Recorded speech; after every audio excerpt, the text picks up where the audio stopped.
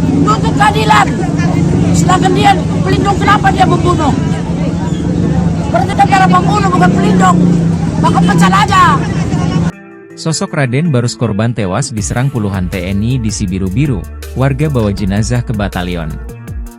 Ratusan warga desa Selamat Kecamatan Sibiru-Biru Kabupaten Deli Serdang yang kampungnya diserang sekelompok personel TNI pada Jumat malam hingga Sabtu dini hari menggeruduk Batalion Artileri Medan 2105 Kilap Sumagan.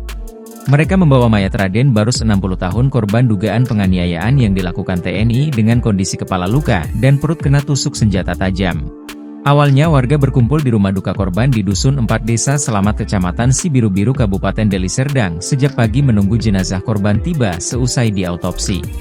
Setibanya mobil ambulans, warga langsung bergerak beramai-ramai membawa mobil ambulans berisi mayat korban ke Batalion Artileri Medan 2105 Kilap Sumagan yang berjarak sekitar 2 km. Mobil ambulans yang diisi keluarga melaju pelan-pelan, diikuti warga yang berjalan kaki juga menaiki sepeda motor dari belakang. Sambil berjalan menuju Armet, warga terus berteriak menuntut keadilan.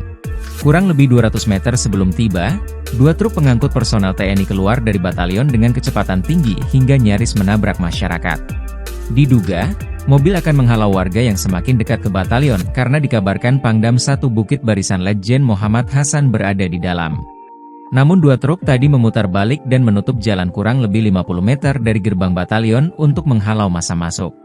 Salah satu warga, Herna mengatakan Raden Barus merupakan korban kekejaman dari personel TNI. Ia menyebut aparat negara itu beramai-ramai membantai pria 60 tahun tersebut tanpa belas kasih.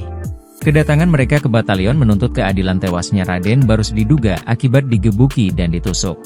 Diceritakan Herna, saat kejadian Jumat malam sekitar pukul 22.30 WIB hingga Sabtu dini hari ada 100 lebih personel TNI berseragam preman dan berseragam lengkap menyerbu kampungnya. Mereka datang membantai warga tak peduli muda atau tua maupun orang yang melintas. Bahkan mereka nekat mendobrak pintu rumah warga lalu menyeret korban dan menghajarnya. Kami gak tahu masalahnya apa, gak ada kami bermusuhan sama Armet ini. Setahu kami satu kampung Sibiru-Biru ini kami tidak bermusuhan dengan Armet, ungkap Herna. Atas kejadian ini, warga meminta Pangdam 1 Bukit Barisan Letjen Muhammad Hasan mengungkap siapa saja pelakunya dan memecat mereka dari TNI. Terbaru, Kapendam 1 Bukit Barisan, Kolonel Dodi Yuda mengonfirmasi sebanyak 33 prajurit yang terlibat dalam penyerangan telah diperiksa. Dodi menjelaskan bahwa pihaknya masih mendalami motif di balik penyerangan tersebut. Disebutkan jika seluruh korban luka akibat insiden tersebut sudah dirawat di Rumah Sakit Putri Hijau. 8 orang di antara mereka telah dipindahkan dari Rumah Sakit Sembiring untuk mendapatkan pengobatan yang lebih baik. Download Tribun X sekarang, menghadirkan lokal menjadi Indonesia.